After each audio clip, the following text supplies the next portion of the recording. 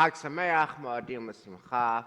I am here with my beloved colleagues in our beloved Gann Chapel. We are taping this class on the first day of Chol Moed Pesach, 5784. That would be April 25th, and you're watching it on Shabbat Chol Moed, April 27th.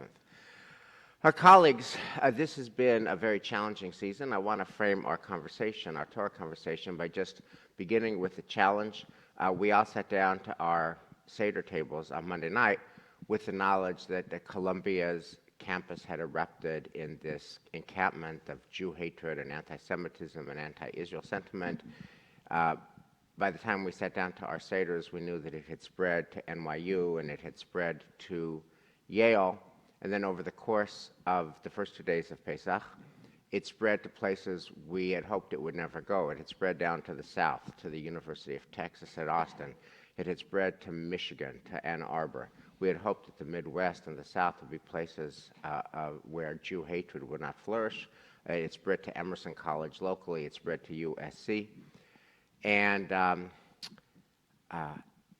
as I was following these stories, I just kept thinking about Ariel Berger's book, Witness.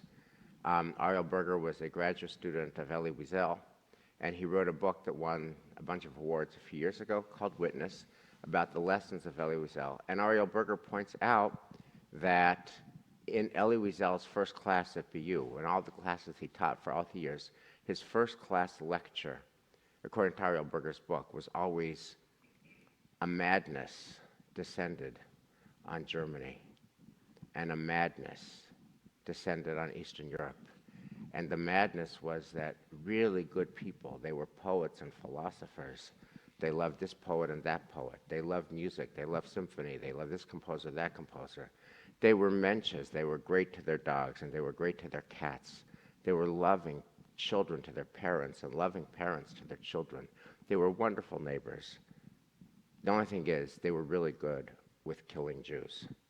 And Wiesel talked about that madness, and I just thought about that passage from Ariel Berger's book, this Pesach, which is that a madness is descending, and I wanted to name the madness and then reach out to you, Elias, because your son Mike is at the epicenter of it. He's at Columbia and JTS. But the madness is that the faculty and students at our nation's best schools, they're not anti-war, and they're not pro-ceasefire. They're anti-Israel. They're making statements about bombing Tel Aviv. They want to bomb Tel Aviv. From the river to the sea, there will be no more Israel. And that it is now axiomatic at all these encampments that there should be no Israel. Right? So the brightest faculty and the brightest students are against Israel's right to exist. In any kind. They're not saying two-state solution. They're saying bomb Tel Aviv. That's not anti-war. Bomb Tel Aviv is not anti-war. Bomb Tel Aviv is just there should be no Israel. And so to name it, it's madness that it's spread across the country. It's madness that it's now in the South and the Midwest. It's madness that it's faculty and students. And it is madness that it includes Jews. Jews, plenty of Jews, who have turned on the Jewish state. Jews who, Mike Johnson, who came to Columbia yesterday, and I watched the Lester Holt segment, and he was interviewing a Jewish woman. She says, I'm a Jew, but I'm pro-Palestine. I'm a Jew, but I'm against Israel. I'm a Jew, but I'm against Mike Johnson. I'm a Jew, but I'm for these encampments. And there's a lot of that kind of energy.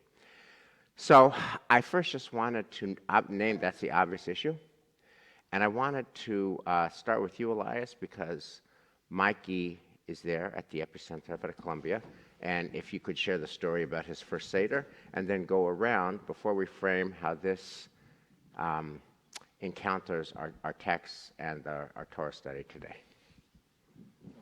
Okay. So it has been an interesting season as you describe it. My wife and I, we've been blessed this Passover with relatives coming from a different country to visit us, the nephews, and they are here, and we were having a lovely Spanish Seder, Spanish and Hebrew Seder, but at the same time we were with our phone constantly checking with Mikey because Mikey spent the first night of Passover at Hillel. Hillel is, if I recall correctly, is on 115 and Broadway. His dorm is at the JTS, 122nd and Broadway, so it's only 7 blocks. But the blocks are not only with the pro-Palestinians, but people outside the campus protesting as well, who are not students. So that was a little complicated. He went with a few friends from his dorm to Hillel around 6 p.m., but then we were concerned about returning. So Hillel in Columbia Barnard, they have been great. They contact the NYPD, and when the Seder was over, Mikey was taken by a NYPD cruiser from 115 to 122nd. 2 other kids were in the cruiser as well, and he got safely there. But look what I'm talking about. Look what I'm saying. A police car driving him because he could not be safe.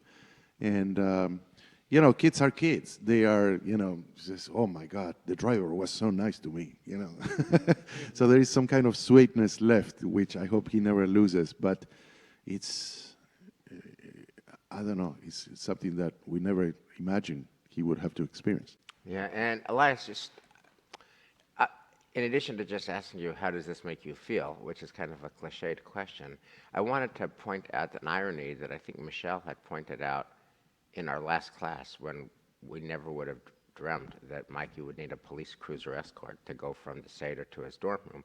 But she pointed out that, you grew up in Argentina, Buenos Aires, and the destruction of the Jewish buildings in Buenos Aires was a formative event in your personal biography, and you grew up knowing anti-Semitism, and so you wanted to come to a country where your kids would never know anti-Semitism, and now your son needs a police cruiser to go in New York City from the Kraft Hillel house to his dorm at the seminary.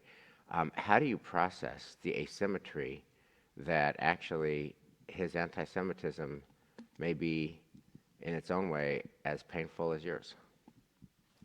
I think it's more painful. Because my kind of anti-Semitism was always one-on-one. It was never like organized groups, mobs, This is completely different. I mean, there were the 2 big bombings in Argentina, but I never experienced like walking through a group of kids chanting "Death to the Jews," It was something one-on-one that I would encounter often. And it's incredible. I mentioned in our talk, the first day of Passover, I mentioned that, always as a kid, Mikey and David would ask me about situations that I experienced or Lorena experienced as, growing up in Buenos Aires. But always the ending will be the same. You don't have to worry. These things don't happen in America. You don't have to worry. I remember vividly there were kids and they were desperate to watch Fiddler on the Roof, the movie.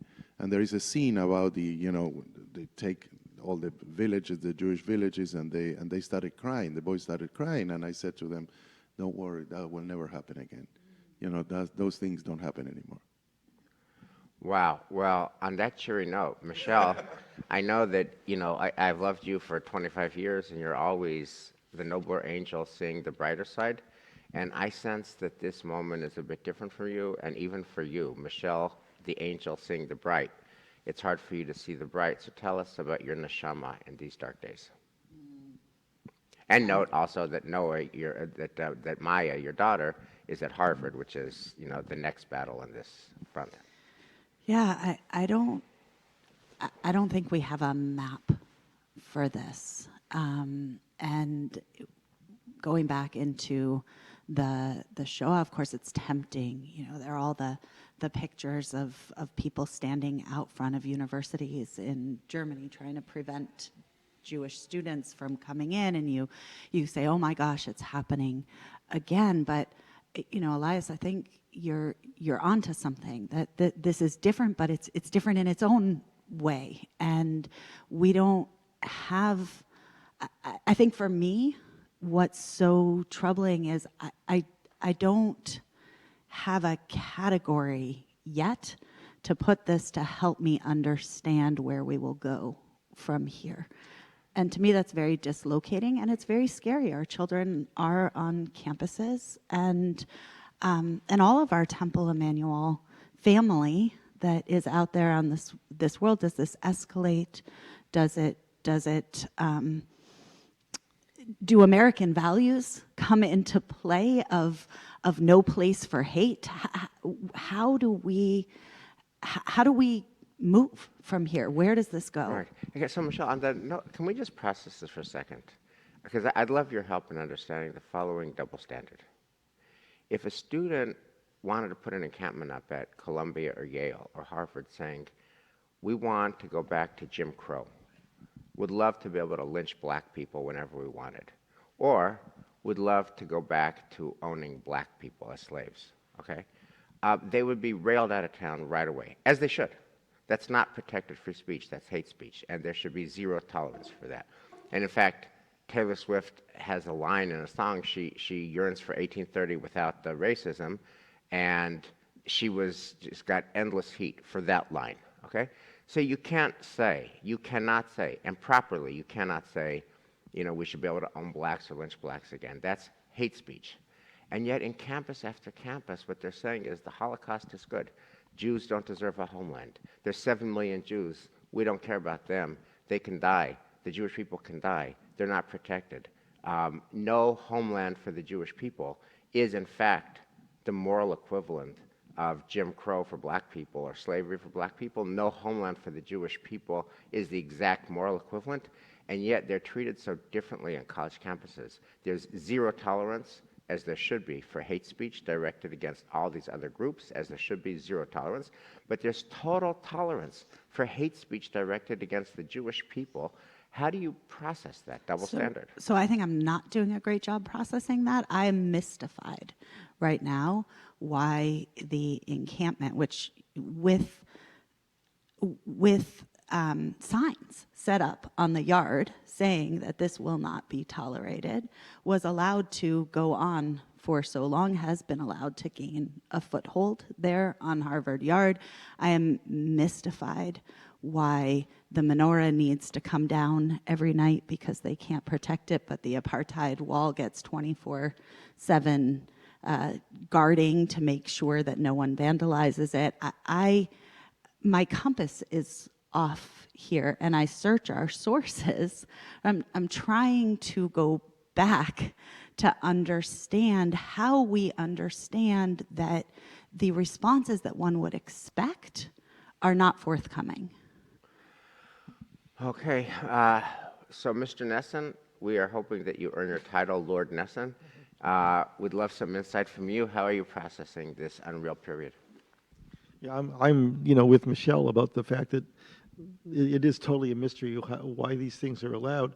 I was thinking about, we were talking earlier before the class started about the initiation of COVID and the pandemic, and the idea that some things are age old and we are unable to eradicate it.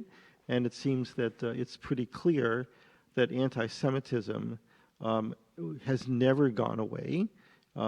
From the year 1000 or whatever, but it seems like something that it's always there, and it just needs a small spark in order to be able to come back to process. And as you mentioned, one of the schools is USC, where Emma graduated from, and even while she was there, so that was almost 3 years ago. She recognized the fact there that there was on that campus there was already anti-Semitism on that campus. So this is something that has not ever gone away. And then you mentioned Yale. I just want to a brief story about our friend Stephen Greenblatt, who when he went to Yale was as a freshman was up for. He told the story from the Bema that he was up for a very prestigious scholarship, and when he went to speak to the to the head of the department, the head of the department, this is, he said, oh, Greenblatt, that's a Jewish name. We don't really want to have, Jews controlling our school. And this is back in the 50s. So it's always there and won't go away. And again, it's most of the time I'm hopeful. And I'm less hopeful now. It's just So I'm going to say something on the optimistic side. Well, before we do, I want to, so let's just pause in the conversation. There's a lot of darkness in the space because the areas are dark and the conversation is dark. And the question is how to not stay there and what's the wisdom of our sources. So I want to now enter the Torah piece of the conversation. And Michelle, when we were talking last week, you had a fabulous insight, which is that on the 8th day of Pesach, we say Yizkor. And you noted that we only say Yizkor for dead people. We never say Yizkor for dead ideas or dead ideals. And since you made that point, that has been sticking with me. We say Yizkor for our parents, for our siblings, for our spouses, for our children, God forbid, and for friends. But we don't say Yizkor for ideals and ideas that seem to have died. And I've been sitting with that. So what I want to do is, actually now let's just thank God for the gift of Torah, because we need some Torah, and then we're going to jump into that content. Baruch atah Adonai Eloheinu melech haolam, asher kidshanu b'mitzvotav v'tzivanu la'asok b'divrei Torah, v'harevna Adonai Eloheinu et divrei Toratcha b'finu u'b'fi amcha beit Yisrael, v'niyeh anachnu v'tzatza'enu v'tzatza'ei amcha beit Yisrael, kulanu yodei shemecha v'lomdei Toratecha lishma, Baruch atah Adonai hamamei Torah la'amo Yisrael, Baruch atah Adonai Eloheinu melech haolam, asher bachar banu mikol ha'amim v'natan lanu et Torato, Baruch atah Adonai notein ha'Torah. So I want to bring to the conversation in a moment kind of the anatomy of a dead idea from the Torah's point of view. Like the Torah actually speaks directly to this. What happens when an idea dies? What happens when an ideal dies? What happens when you feel like you're in a dark place with dead ideals and you don't say Kaddish is the answer? And the Torah has a different narrative, what you do. But first, you said you had some optimism, so we're always in the market for optimism. No, I want to, just shortly, I want to say a couple of things that I believe that we should take in consideration. One is that students at college campuses is only one segment of the American population. It's only one segment. I don't know exactly what percentage it is. I want to believe that the rest of the country, the adult people living there, don't feel that way. Okay? And I've seen it many times when I read posts, on Instagram or in Facebook, things that are against, news about against the Jews, and then some adults, random adults, good heart people say, just make sure that you feel that we in the rest of the country, we don't feel that way. That's one thing that I wanted to bring. And second is that in 2 weeks, school is over, all right? There is one more week of classes and then the last week of exams. And they don't go back until September. So it's 3.5 months. 3.5 months is an eternity these days in relationship with what could happen to Israel and Hamas, what could happen to the hostages, what could happen to American society. So let's remain hopeful. Okay. I'm into that. So, Michelle, let me turn to you. And I've got a text and a whole methodology from Devarim. But since you came up with this really, I thought, helpful dichotomy, people die and we remember them in Yizkor, but ideas, our tradition doesn't let us say Kaddish for a dead idea. What did you mean by that?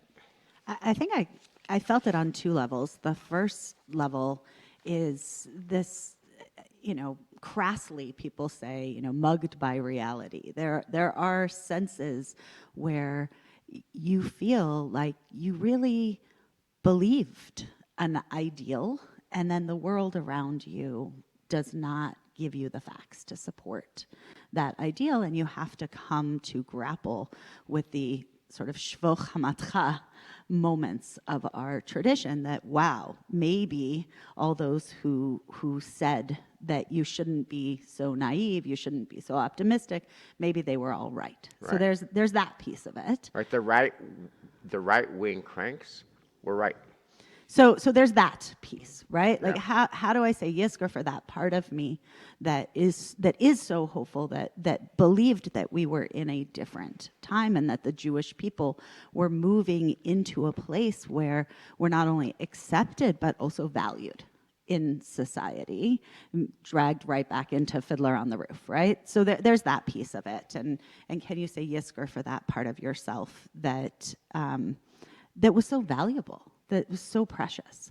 And then the second piece of it is that I love that we don't say Yizkor, because in a sense, I think that challenges us to say that actually ideas and ideals never do die. And there may be points and periods where, yes, it's true, the Shvo Chamatcha moment, the Bechol Dor Vador, Omdim Aleinu, in every generation they rise up against us, is there and more pronounced.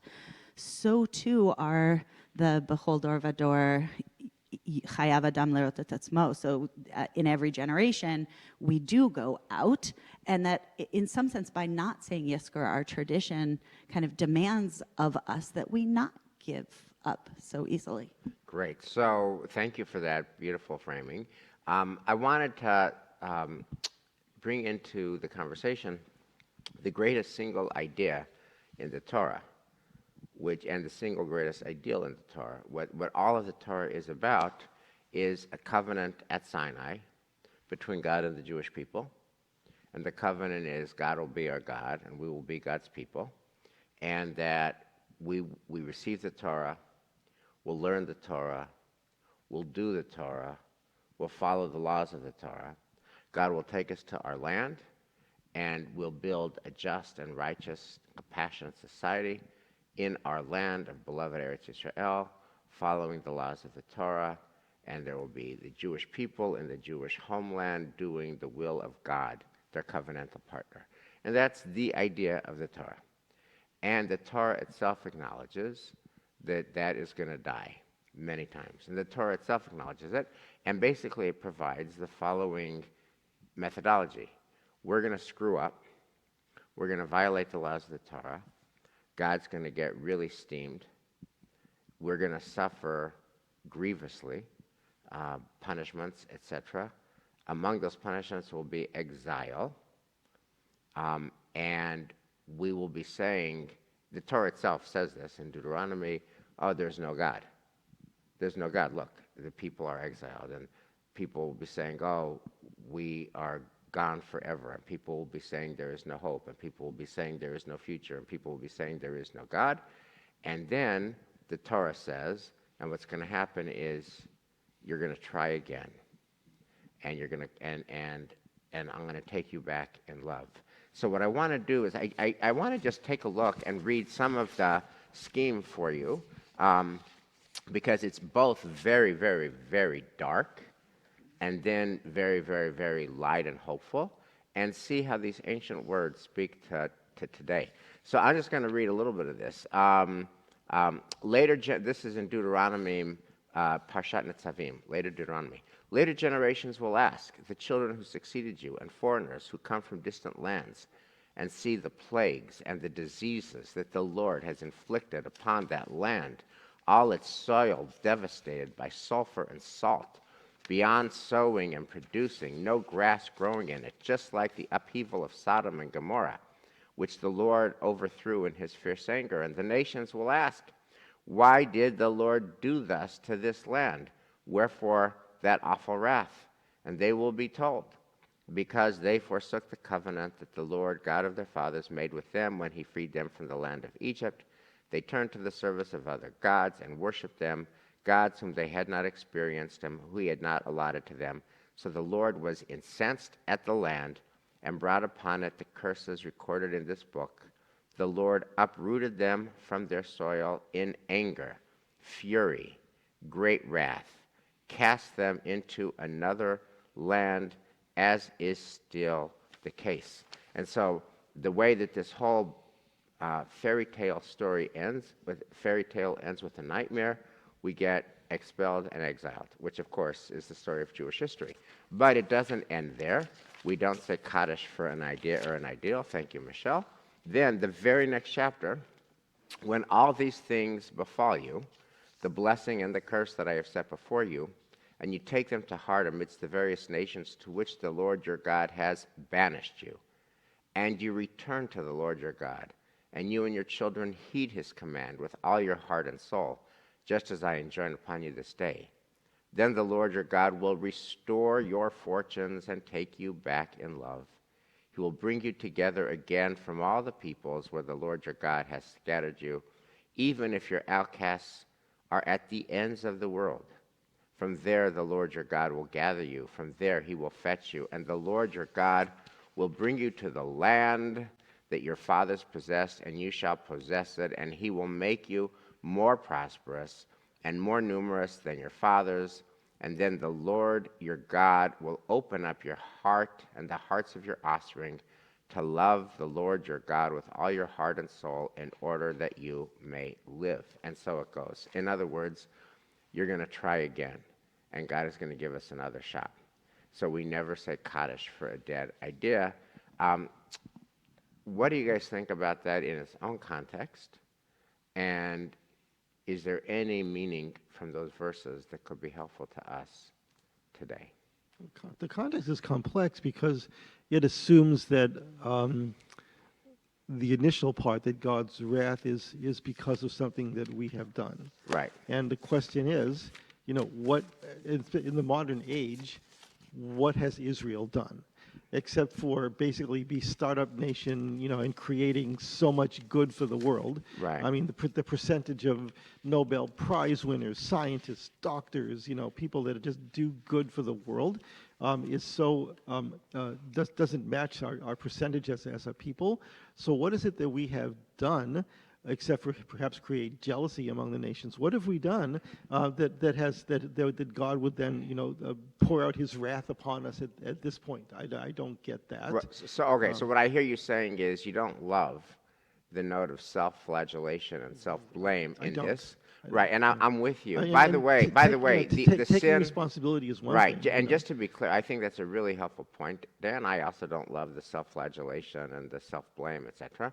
And I think as we're saying that the sin of Israel, if you were to test all these 20 college campuses where there's encampments, the sin of Israel is the original sin that it exists. Right. Its existence is the sin. It's not 67, and it's not the Gaza war. The sin of Israel is its very existence. All of these encampments take the position that the founding of Israel was a moral mistake which must be rectified. And therefore, I'm with you that the note in this text about self-blame, not helpful. Michelle, you're ready to say something. I just think, yes, I agree with the idea that clearly on the encampments, it's 1948, it's the existence of the state. Original sin. Nothing to discount that. And, right, when you say, I don't know what Israel has done, there are, certainly from a liberal college student perspective, you look at the tens of thousands of Gazans who have been killed, and there is something there. I don't think we do ourselves a favor as Jews when we say, oh my God, Israel has never done anything that is challenging. And there are those of us, I think over time, each of us has had a question of, a child is a child is a child wherever you are. And yes, it is true, we must attack our enemies, but might we quibble with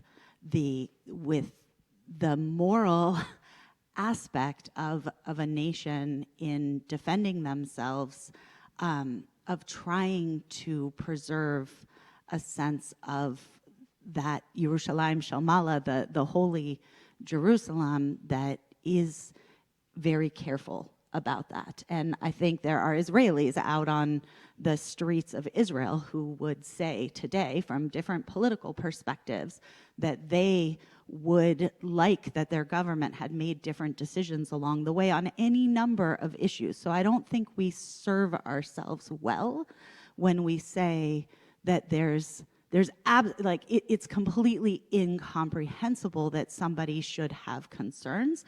I think we serve ourselves better when we say, yes, and look at what we're facing. When you face an enemy like the one we face, one has to defend oneself and one has to live by this. Okay, so what I hear in your machloket, L'Shem Shemayim, Dan and Michelle, is how do we regard in the tradition's classic posture about dead ideals? The first thing is self-blame and self-criticism and what did we do wrong? Because of our sins, we were exiled from our land. That's in the liturgy. And that's in Deuteronomy, not those exact words, but certainly the thought that we're thrown out of the land because of something we did wrong. And Dan, you've raised some concerns about self-blame. Michelle, I hear you saying that some self-scrutiny is helpful and that we serve ourselves by that. Okay, so let's just hold that. What about the next note, though, that instead of Kaddish, we come back, we try again, God will take us back in love, and that we're going to be stronger and better than ever. So what I wanted to just observe about Deuteronomy, Tzavim's scheme, is that darkness is super, super dark. I mean, super, super dark.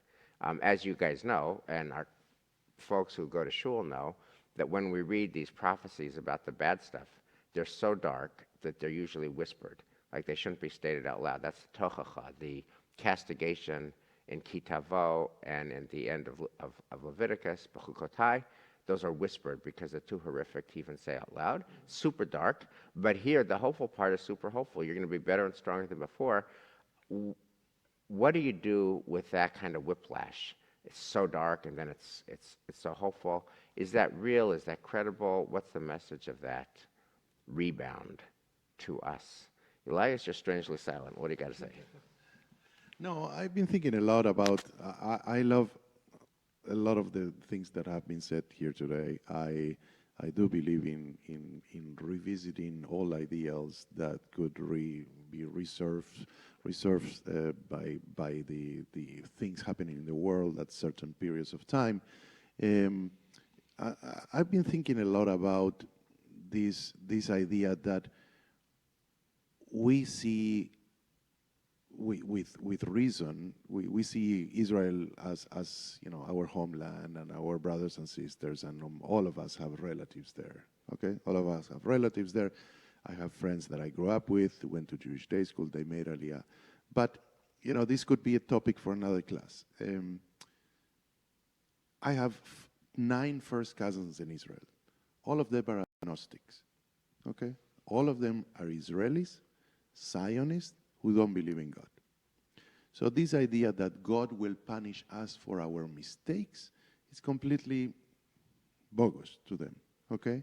It's completely, so to a certain point, I would relate more the self-criticism of what was happening in Israel before October 7 with Netanyahu's government and all the protests and everything, rather than, what Israel is doing, because I honestly don't believe that Israelis and the decisions of the government of Israel are based on the Torah.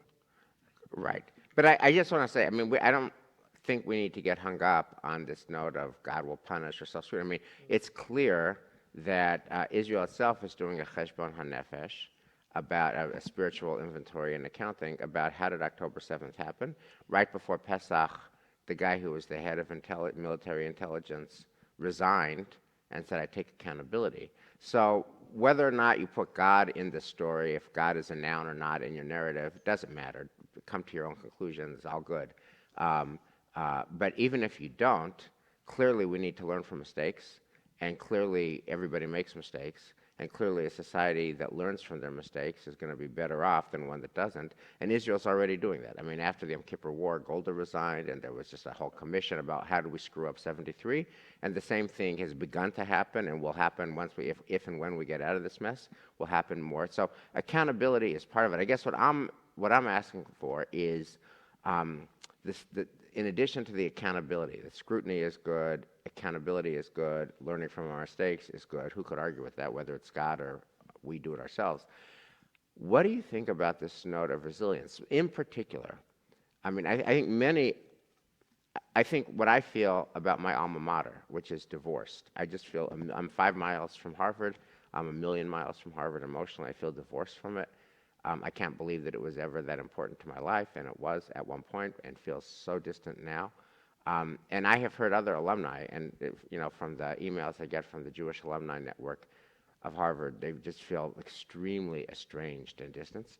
I'm wondering, can that ever get reborn with love and be stronger than ever?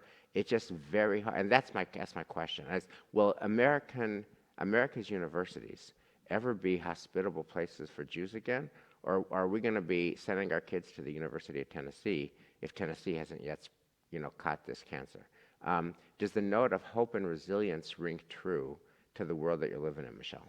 So I think that's one of the hardest parts about this moment, because I so want it to ring true, and there actually are steps that Harvard, that Columbia, that Yale, that all, right on down the list could take to move, to switch this conversation. And at this point, it actually wouldn't be that much, right? They simply have to come out and say, we are great with free speech. We're great with people holding the ideas that they hold. We're not okay with hate speech, and we're not okay with targeting Jews on campus for some sort of a connection or a love of Israel.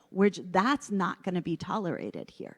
And even now, if the universities took a strong stance on that, I believe that they could root this out, but there will come a point where that's no longer the case, and I don't know where that line lies. I do think that this beautiful tradition of not saying Yizkor asks us, when it's really hard, when our compass feels totally off, to say, yes, that's how it is today, Right. and it still can So be let me different just tomorrow. bring this. Thank you. Let me just bring this class to a close with the following observation. Right, it is really hard in the darkness to not surrender to the darkness, right? But if you just go back, if we go shopping in our own closet, and we look at Jewish history from 1941 through 45, and then again in 1948, we see that the response to all that madness in Europe and all that it cost our people, 1/3 of our people, our response to that was not Yikadal v'Yikadash. Our response to that was Hatikva, right? And I think that our national anthem and the Hatikva flows from this really different kind of passage in Deuteronomy, that we don't say Kaddish for dead ideas. We try again, and we try again, and we try again, and that is why we are the people of Hatikva, and it's precisely when it's hardest to hold on to that it is the most important to hold on to that. Shabbat Shalom and Chag Sameach.